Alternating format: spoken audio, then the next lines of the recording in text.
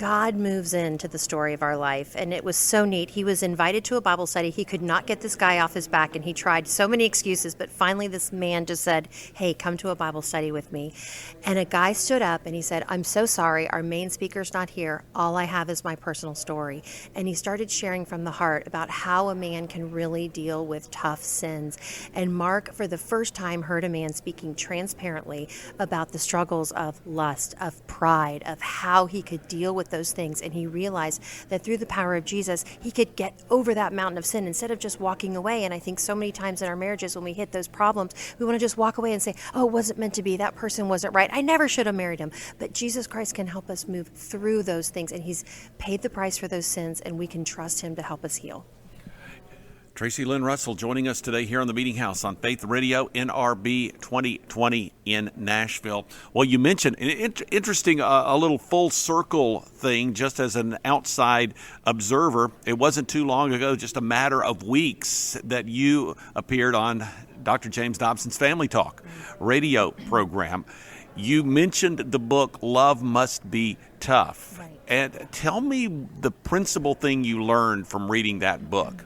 Well, the principal thing that I learned is that godly Christian men and women can be completely grounded in their faith and be tough. And in those situations where we're dealing with a tough marital situation where someone won't change or someone doesn't want to change, I often say there's two things, resistance and distance. Those things are really deadly in a marriage, when someone's resisting change and they're distancing themselves and you really can't bring them around. We can be tough. I actually read my husband a letter and I said, I love you so much. I'll always honor our marriage vows, but if you do not want to be married and you do not want to raise the son that we have, you'll need to go and live your life. And I really stood my ground on that, and I fully intended that that God was with me and that he was going to work in my husband if he was wanting to save the marriage.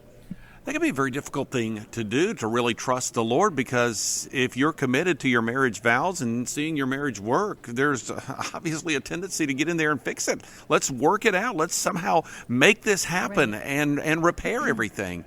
But what you did was you allowed Mark you let him go. And even, as I understand it, after he really began to move back toward the Lord, it wasn't exactly, and they lived happily ever after at that point. Nope. And I want to tell our listeners, there are two responses to fear. There is, fight, flight, and freeze. And I just really, at first I was, running for help. And then when I found out that there had been unfaithfulness, I was in fight mode. I got mad. I got ticked off, and I did not like this story that God had signed me up for. And I turned to my husband, I think it was on Valentine's Day, and I just said, I am so sorry. I was waiting around for this marriage to turn around. I'm so sorry you made these bad decisions, but we're getting a divorce, and it's over. It is over. We're done. And my uncle, who was the pastor who married us the first time, he called me and said, but wait, Tracey, because I've seen God work in very difficult marriage stories before. And I said, I don't like this story, Uncle John. I'm done, and I'm getting my divorce. But as you know, the divorce didn't solve my problems. It didn't empower me as a woman. It didn't make me stronger. It literally rotted my heart out. But the Lord was still so faithful to me, even in that. All right, so how did things come back together? Well, I wanted to share that my husband did become a believer, and I was still in bitterness, but we had godly people in both of our lives that shared their stories with us.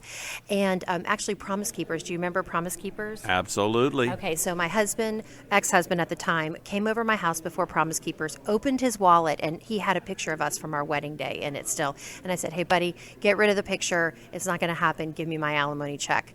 And he said, you know what, Tracey, someday God's going to show you that I am the husband and the father I was meant to be, and he's going to show you I've changed. And I said, whatever, and so we went our separate ways. I got in the car, he went to Washington, and on the radio I heard that day, I was just listening to beautiful praise music, and all of a sudden they said, we're broadcasting live from Promise Keepers. Men, get out a picture of your wife from your wallet, because today is the day God's going to make you the husband and the father you were meant to be. And I thought, oh my goodness, all the running, all the retaliating, all these ways I thought this man was going to change. And here the Lord was connecting us through Christian radio from miles away. And I was able to see that moment when my husband, he said he held up that picture. And I heard the groan of hundreds of men that day, just repenting about the sin of not being the husband and father they were supposed to be. So he came back from that. He got on his knees and he said, Tracey, I want to be that father and that husband to you. Will you marry me again? And don't trust me, trust Christ in me.